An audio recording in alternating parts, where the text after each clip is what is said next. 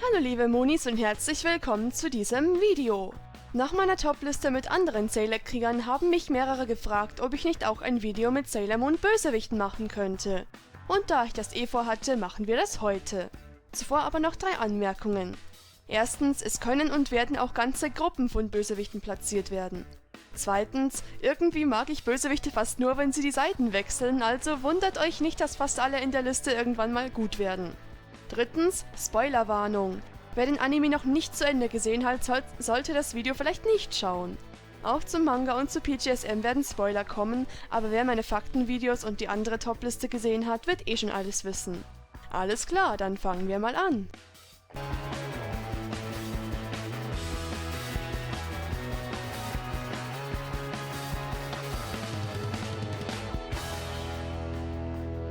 Platz 15 ist ein bisschen special. Er geht nämlich in alle Dämonen, Monster etc. in der Serie. Und davon gibt es richtig viele. Ich weiß, irgendwann nerven diese Dämonen nur noch, weil jede Folge ein neuer kommt und die auch immer lächerlicher aussehen. Aber man muss auch sagen, sie sind ein wichtiger Teil von Sailor Moon und können auch ganz witzig sein. Hier mal kurz meine Lieblingsdämonen.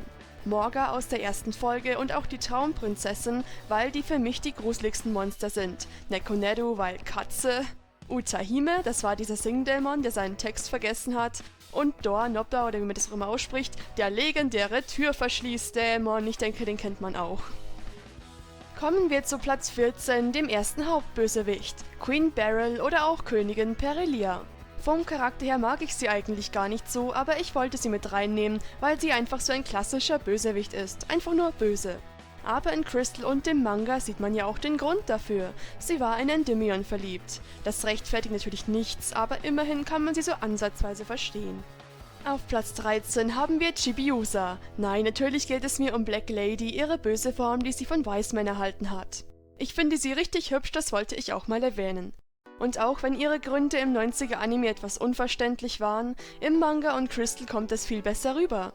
Sie wird ja von allen gehänselt, weil ihre Kräfte noch nicht erwacht sind, obwohl sie schon 900 Jahre alt ist.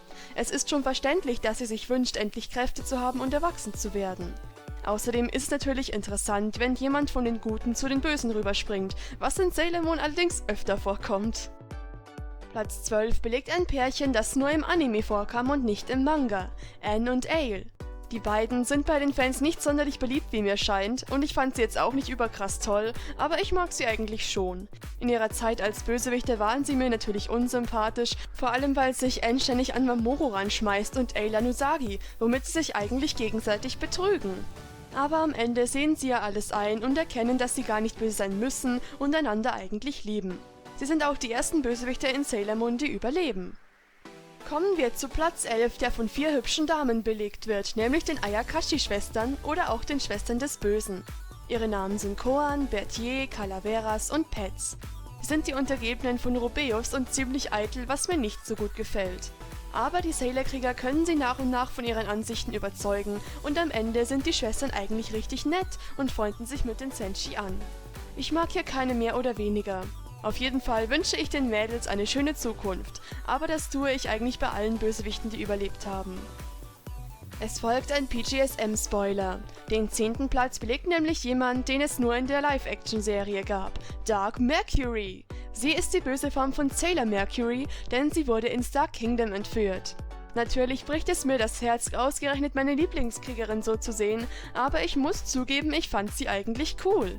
Sie ist nämlich keine willenlose Puppe, sie hat schon ihren eigenen Kopf, missachtet auch manchmal Befehle von Kundzeit und ergreift selbst die Initiative. Ihre Verwandlung mag ich auch. Aber letztendlich kommt sie natürlich zur Besinnung und wird wieder die liebe Ami, die wir alle kennen und lieben. Auf dem 9. Platz haben wir die erste, die auch in der Sailor-Kriegerliste war, Sailor Galaxia. Der letzte und mächtigste Feind. Auch wenn ich sie nicht sonderlich mag, während sie böse ist, sie macht ihren Job als Bösewichtin sehr gut, das muss man ihr lassen. Aber am Ende wird sie ja vom Chaos befreit und auch wenn man von der guten Galaxia nicht viel sieht, sie ist unglaublich nett. Außerdem finde ich ihre Character-Songs cool. Den 8. Platz belegt der wohl verrückteste Bösewicht in ganz Sailor Moon, Soichi Tomoe, auch Dr. oder Professor Tomoe genannt. Er ist der Vater von Hotaru und gleichzeitig der Anführer der Deathbusters. Er ist unverkennbar mit seiner leuchtenden Brille und hat sie echt nicht mehr alle. Aber genau deshalb ist er ziemlich witzig im 90er-Anime. Im Manga dagegen ist er echt creepy, aber das ist ja gut für Bösewichte. Was ich bei ihm übrigens cool finde, ist, dass er so entspannt ist. Andere Bösewichte bringen ihre Untergebenen gleich um, wenn sie versagen, aber Tomoe ist da einfach so, ach, das wird schon, versuch's einfach nochmal. Der hat in der Hinsicht echt ein gutes Verhältnis zu den Witches 5.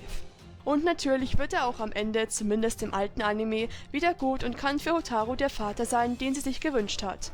Bis zu dem Zeitpunkt, zu dem Setsuna einfach mal sagt, so, ich nehme jetzt seine Tochter mit, aber das ist eine andere Geschichte.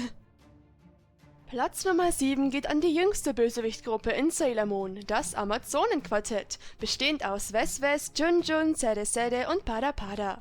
Sie sind Nehelenia unterstellt und sollen helfen, Pegasus zu finden. Allerdings sind die Mädels ziemlich aufmüpfig und haben ihren eigenen Kopf.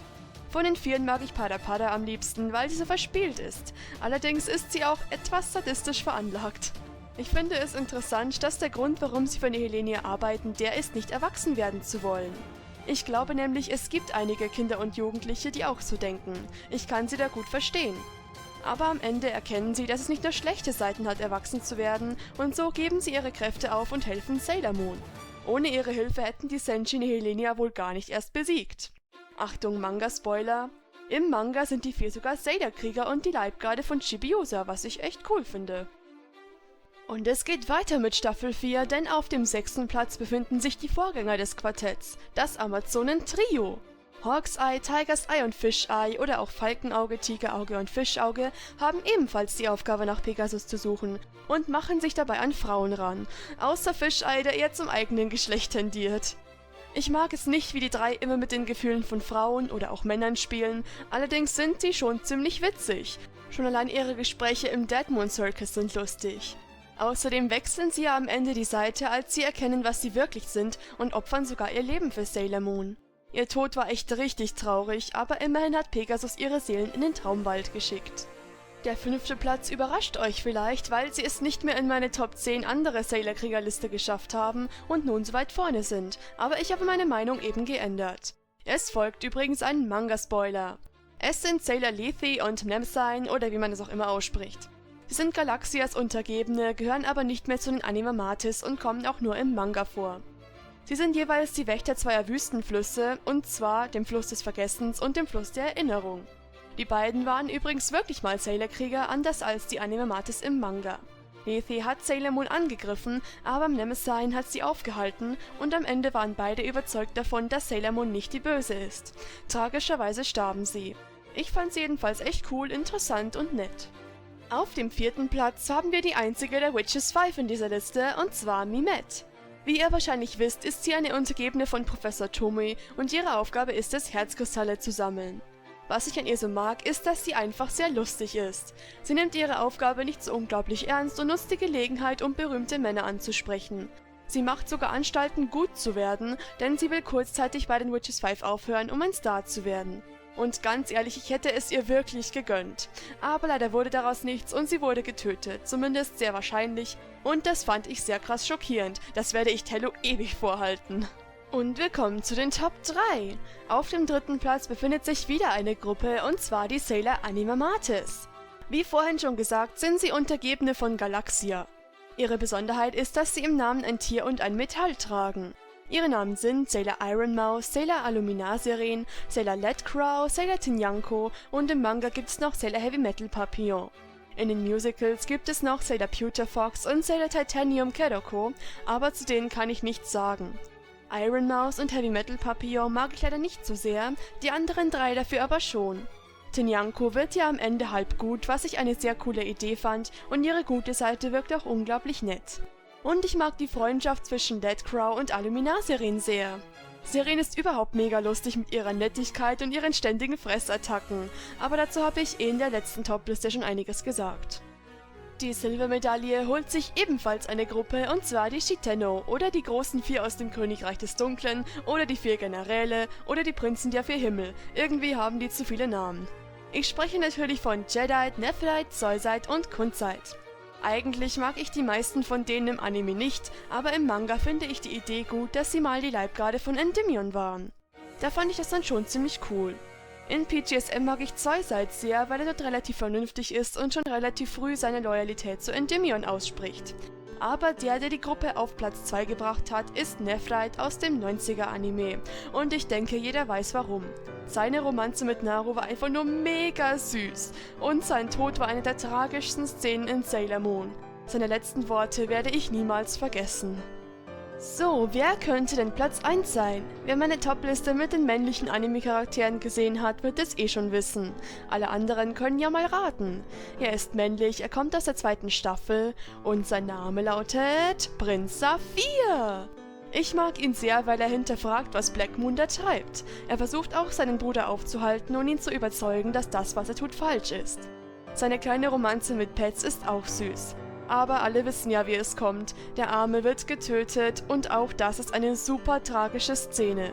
Ich mag Saphir nämlich richtig gerne und deshalb ist er nicht nur mein männlicher Lieblings-Anime-Charakter, sondern auch mein Lieblingsbösewicht in Sailor Moon. Danke, dass ihr das Video geschaut habt. Schreibt mir doch auch eure Lieblingsbösewichte in Sailor Moon in die Kommentare. Und dann würde ich sagen, ciao, bis zum nächsten Mal, eure Sailor Cat.